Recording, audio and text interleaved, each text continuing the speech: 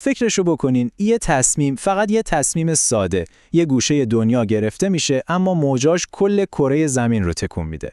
این برنامه دقیقاً داستان همون تصمیمیه که حول یه منطقه کوچیک به اسم سومالیلند میچرخه و اون رو مرکز یه طوفان ژئوپلیتیکی بزرگ کرده. خب، بریم سراغ اصل ماجرا. یه روز اسرائیل میاد و استقلال سومالیلند رو به رسمیت میشناسه. به همین سادگی. ولی بلافاصله یه طوفان خبری به پا میشه، واکنش‌ها از همه جای دنیا سرازیر میشه، سریع، شدید و کاملا جهانی. اما سوال اصلی اینه و این دقیقاً همون چیزی که می‌خوایم لایه به لایه بازش کنیم. آخه چطور ممکنه به رسمیت شناختن یک کشور کوچیک که حتی اسمش رو شاید نشنیده باشید، یه بحران جهانی به این بزرگی راه بندازه؟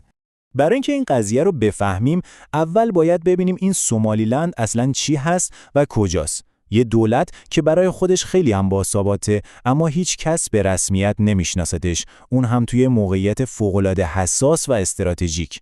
اینجا روی نقشه میتونید موقعیت سومالیلند رو ببینید. داستان اینه که از سال 1991 یعنی بیشتر از 30 ساله این منطقه عملاً یک کشور مستقله. دولت داره، ارتش داره، اقتصاد خودشو داره، ولی از نظر قانونی یعنی روی کاغذ تا امروز هیچ کشوری حاضر نشده بود بگه ما تو رو به عنوان یک کشور قبول داریم. پس ببینید در عمل مستقل بوده اما در تئوری نه. خب این واکنش شدید جهانی در واقع ربطی به خود سومالیلند نداره ها. یعنی موضوع اصلی یک کشور کوچیک تو آفریقا نیست. موضوع یه اصل خیلی خیلی مهمه که کل نظم دنیا روی اون بنا شده. و اون اصل مقدس چیزی نیست جز تمامیت ارضی.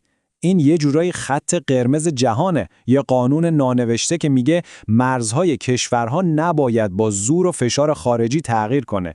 این اصل ستون فقرات نظمیه که بعد از جنگ جهانی دوم شکل گرفته.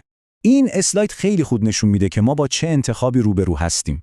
یا یه دنیای مبتنی بر قانون که توش مرزها احترام دارن، یا برگشت به اون هرج و مرج قبل از جنگ‌های جهانی که کشورها دائم سر قلمرو با هم می‌جنگیدن.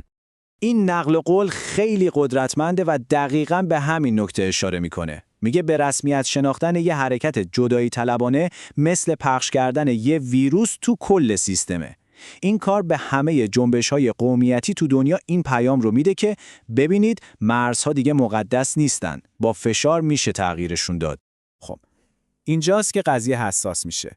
تقریباً هر قدرت بزرگی تو دنیا وقتی به این تصمیم نگاه میکنه انگار داره تو آینه به مشکلات داخلی خودش نگاه میکنه. چین با سیمکینگ آنگ و تبت، روسیه با چچن، ترکیه و ایران با مسئله کردستان، اسپانیا با کاتالونیا، همه نگرانن که این دومینوها یکی یکی بیفتن و این آتش به مرزهای خودشون هم برسه. خب تا اینجا فهمیدیم چرا دنیا نگران شد. حالا بریم سراغ لایه بعدی ماجرا. اصلا چرا اسرائیل و متحد کلیدیش یعنی امارات تصمیم گرفتن همچین خط قرمزی رو رد کنن؟ اینجا نکته خیلی جالبیه. این جدول نشون میده که این حرکت اسرائیل اصلاً یهویی و تصادفی نبوده. این بخشی از یه استراتژی قدیمی به اسم دکترین پیرامونیه. یعنی چی؟ یعنی تضعیف کردن کشورهای بزرگ عربی با حمایت از کشورهای کوچیکتر و غیر عرب در اطرافشون. الگوی رفتاریشون رو ببینید. اولین کشوری بودن که سودان جنوبی رو به رسمیت شناختن، تنها حامی استقلال کردستان عراق بودن و حالا هم اولین کشور برای سومالیلند. یه الگوی کاملا ثابت. همزمان امارات داره یه بازی دیگه میکنه. بازی امارات یه بازی ژئواکونومیکیه. هدفش قلمرو نیست، هدفش کنترل شریان‌های اصلی تجارت دریایی جهانه. و برای امارات بندر بربره توی سومالیلند یه سلاح اقتصادی فوق‌العاده مهمه برای کنترل دروازه جنوبی دریای سرخ. و این دوتا یعنی اسرائیل و امارات با هم یه اتحاد خیلی قدرتمند رو شکل دادن. یه جور تقسیم کار استراتژیک.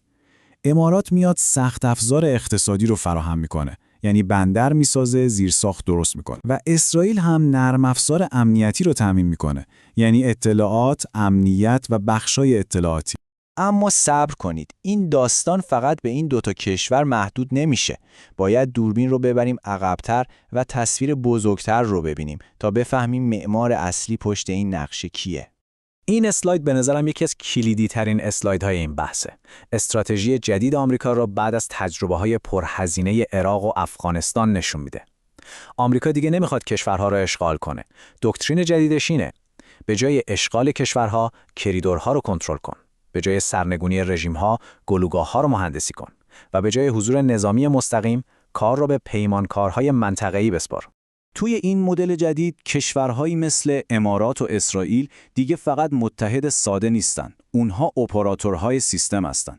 پیمانکارهای منطقه‌ای که وظیفه‌شون مدیریت گلوگاه‌های حیاتی به نمایندگی از اون سیستم بزرگتره که آمریکا رهبریش میکنه. پس نکته حیاتی اینه: تمام این ماجرای سومالیلند فقط یه نبرد توی یه جبهه از یک جنگ جهانی خیلی بزرگتر و البته اعلام نشده است. کل این شبکه‌ای که آمریکا، امارات و اسرائیل ساختن برای این طراحی شده که یک کمربند مهار دور 4 تا رقیب اصلی بکشه. ایران، چین، روسیه و ترکیه. هر 4 تاشون دارن تلاش میکنن به مهمترین آبراهای جهان دسترسی پیدا کنن و این شبکه جلوی اونها رو میگیره. ما الان داریم رقابت جهانی بین 2 تا بلوک قدرت رو میبینیم، هر کدوم با ابزارها و استراتژی‌های خودشون. یه طرف محور آمریکا، امارات، اسرائیل که تمرکزش روی کنترل گلوگاه‌های فیزیکی مثل بندرهاست. طرف دیگه محور چین، روسیه، ایران، ترکیه که بیشتر روی ساختن شبکه‌های اقتصادی و نفوذ سیاسی بلند مدت کار میکنه. و این تصویر واقعیت جدید دنیای ما رو به بهترین شکل نشون میده. جنگ‌های بزرگ قرن 21 دیگه جنگ بر سر خاک و کشور نیست، جنگ بر سر شبکه هاست. میدون‌های نبرد واقعی امروز بندرها، کریدورها و گلوگاه‌هایی هستند که جریان تجارت، انرژی و اطلاعات رو کنترل می‌کنند. جنگ امروز جنگ بر سر شاهراهاست. و همه اینها ما رو با یه سوال نهایی و البته خیلی تأمل برانگیز تنها میذاره. اگه میدان جنگ از سرزمین به شبکه تغییر کرده، پس قدرتمندترین سلاح قرن 21 واقعاً چیه؟